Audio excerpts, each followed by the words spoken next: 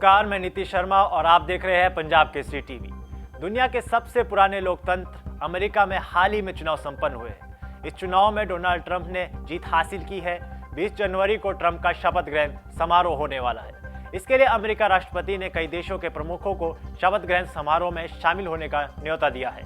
Trump के समारोह में उनके नजदीकियों को आमंत्रित किया गया है, लेकिन भारत में यह चर्चा का विषय बना हुआ है भारत के प्रधानमंत्री का इस समारोह की सूची में शामिल नहीं होना, जिसके बाद से प्रधानमंत्री को ट्रोल भी किया जा रहा है। दरअसल अमेरिकी चुनाव में ट्रंप की जीत को भारतवासियों के लिए एक बड़ी खुशखबरी माना जा रहा था। अमेरिका में रहने वाले भारतीयों ने भी ट्रंप को बड़ी संख्या में वोट दिया। इस वोट का नतीजा यह हुआ कि ट्रंप ने दूसरी बार ऐतिहासिक जीत हासिल की।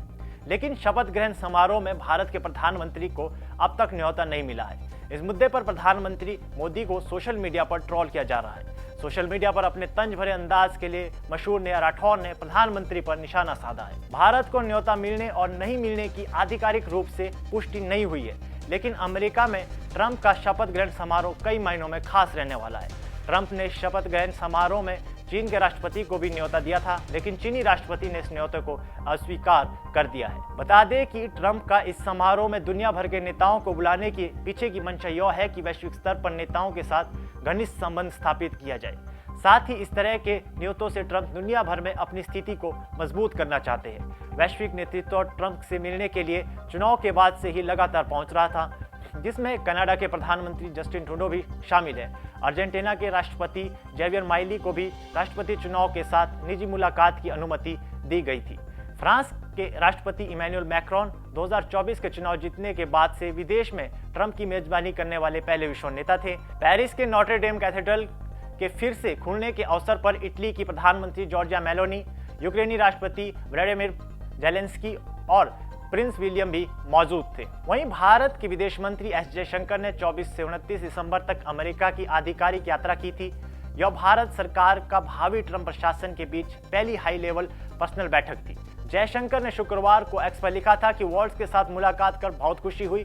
उन्होंने कहा था कि हमने द्विपक्षीय साझेदारी के साथ साथ मौजूदा वैश्विक मुद्दों पर व्यापक बातचीत की।